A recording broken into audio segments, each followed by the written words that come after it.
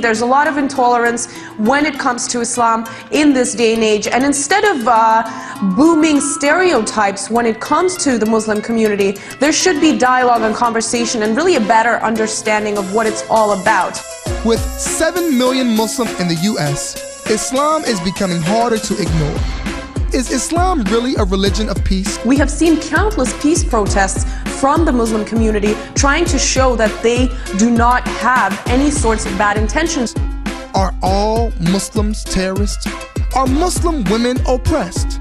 Is this propaganda or truth? Now is the time to understand Islam.